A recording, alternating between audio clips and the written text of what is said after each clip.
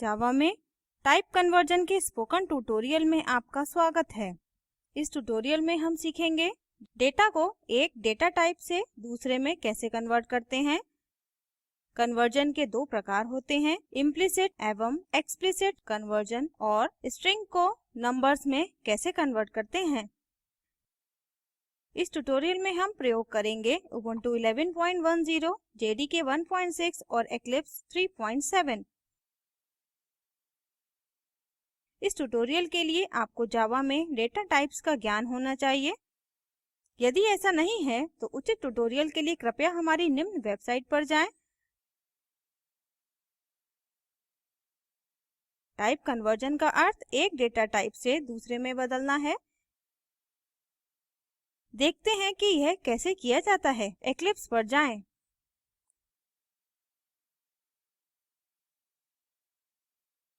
यहाँ हमारे पास शेष कोड के लिए आवश्यक इक्लिप्स IDE और स्केलेटन है। मैंने टाइप कन्वर्जन नामक एक क्लास बना लिया है और इसमें मेन मेथड को शामिल कर लिया है। अब कुछ वेरिएबल निर्मित करते हैं। Int a equal to 5, float b equal to a। मैंने दो वेरिएबल बना लिए हैं, a जो एक इंटीजर है और b जो कि एक फ्लोट है। मैं एक फ्लोट वेरिएबल में इंटीजर वैल्यू स्टोर कर रही हूँ। देखते हैं कि अब फ्लोट वेरिएबल में क्या शामिल है। system dot out dot println b। File को सेव और रन करें।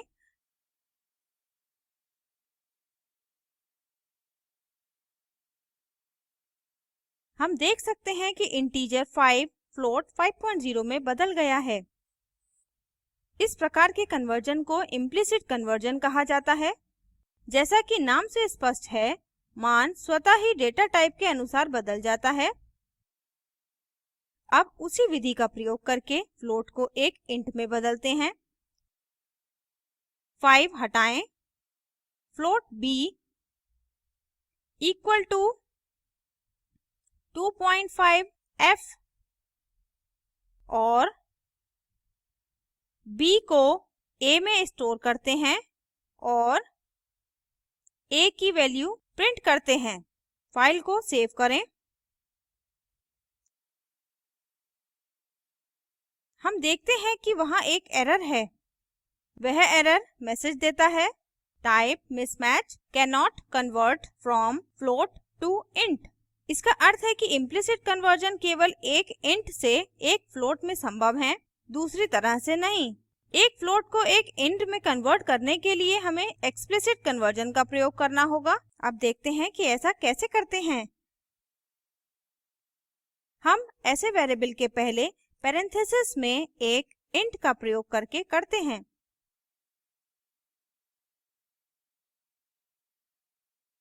यह स्टेटमेंट बताता है कि वेरिएबल b में डेटा को इंट डेटा टाइप में कन्वर्ट किया गया है और a में स्टोर किया गया है।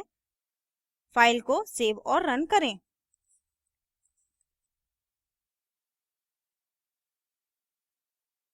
जैसा कि हम देख सकते हैं, फ्लोट की वैल्यू इंट में बदल गई है, किंतु डेटा टाइप के अनुकूल होने के लिए डेटा को तदनुसार बदल दिया गया है।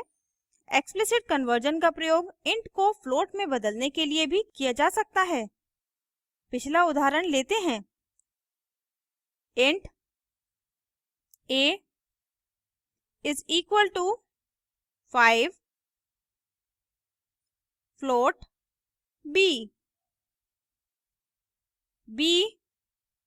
is equal to float a। system dot out dot println b। हम इंटीजर के एक फ्लोट में कन्वर्जन के लिए एक्सप्लिसिट कन्वर्जन का प्रयोग कर रहे हैं। फाइल को सेव और रन करें।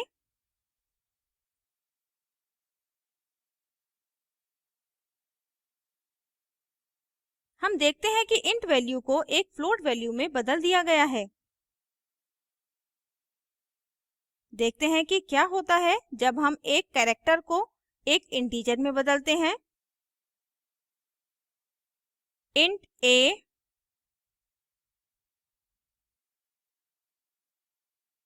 char c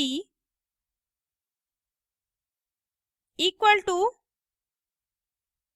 सिंगल कोट्स में m, a equal to int c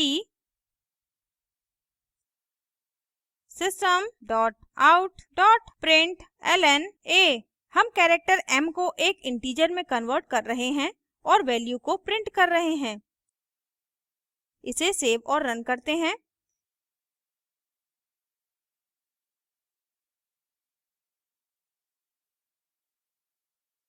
जैसा कि हम देख सकते हैं कि आउटपुट 109 है जो m की s की वैल्यू है। इसका अर्थ है जब एक char को int में बदला जाता है इसकी s की वैल्यू को स्टोर किया जाता है। एक अंक के साथ यह करते हैं। char c is equal to अंक 5।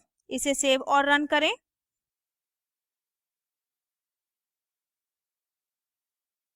जैसा कि हम देख सकते हैं आउटपुट 53 है जो कैरेक्टर 5 की s की वैल्यू है।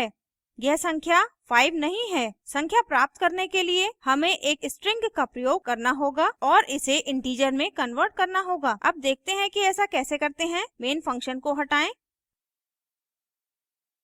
टाइप करें स्ट्रिंग sheight, हाइट का स्ट्रिंग रूप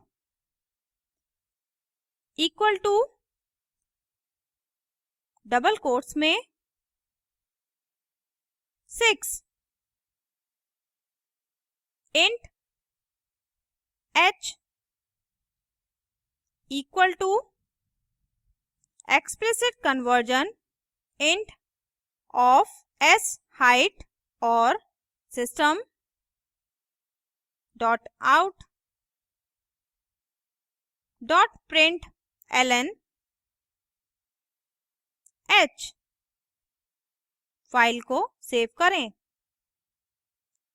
मैंने वैल्यू 6 के साथ एक स्ट्रिंग वेरिएबल बना लिया है और मैं इसे एक इंटीजर में कन्वर्ट करने जा रही हूँ, किंतु हम देखते हैं वहाँ एक एरर है और यह एरर मैसेज प्रदर्शित करता है cannot cast from string to int। इसका अर्थ स्ट्रिंग को कन्वर्ट करने के लिए है। हम इम्प्लिसिट या एक्सप्लिसिट कन्वर्जन का प्रयोग नहीं कर सकते हैं। यह अन्य मेथड्स द्वारा किया जाना चाहिए, उनका प्रयोग करते हैं।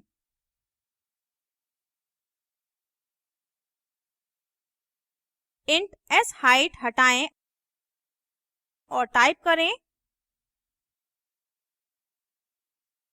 integer dot parseInt sheight। File को सेव और रन करें।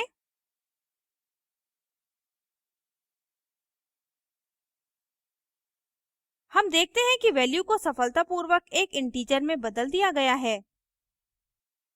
ऐसा करने के लिए हम इंटीजर मॉड्यूल के parseInt मेथड का प्रयोग करते हैं। हम देखते हैं कि क्या होता है यदि वहाँ एक से अधिक अंक हों, जैसे 6543। फाइल को सेव और रन करें। हम देखते हैं कि पुनः संख्या को शामिल करने वाली स्ट्रिंग को सफलतापूर्वक एक इंटीजर में बदल दिया गया है। हम देखते हैं कि क्या होता है यदि स्ट्रिंग एक फ्लोटिंग पॉइंट नंबर हो। 6543 को 65.43 से बदलें। अतः हमारे पास स्ट्रिंग में एक फ्लोटिंग पॉइंट नंबर है और हम इसे एक इंटीजर में बदल रहे हैं।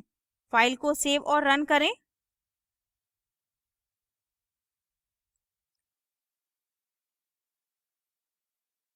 हम देखते हैं कि वहाँ एक एरर है। यह होता है क्योंकि हम एक स्ट्रिंग को एक इंटीजर में नहीं बदल सकते हैं जिसमें फ्लोटिंग पॉइंट नंबर शामिल है। हमें इसे एक फ्लोट में बदलना होगा। देखते हैं कि ऐसा कैसे होता है। पहला डेटा टाइप फ्लोट होना चाहिए। दूसरा, हम float डॉट parsefloat का प्रयोग करेंगे।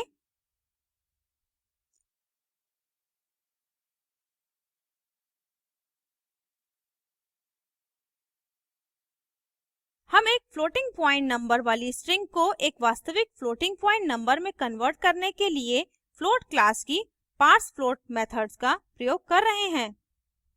फाइल को सेव और रन करें।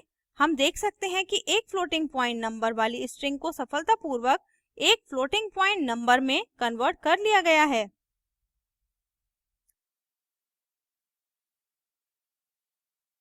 और इसी तरह हम इम्प्लिसिट और एक्सप्लिसिट कन्वर्जन करते हैं और कैसे हम स्ट्रिंग को नंबर्स में कन्वर्ट करते हैं।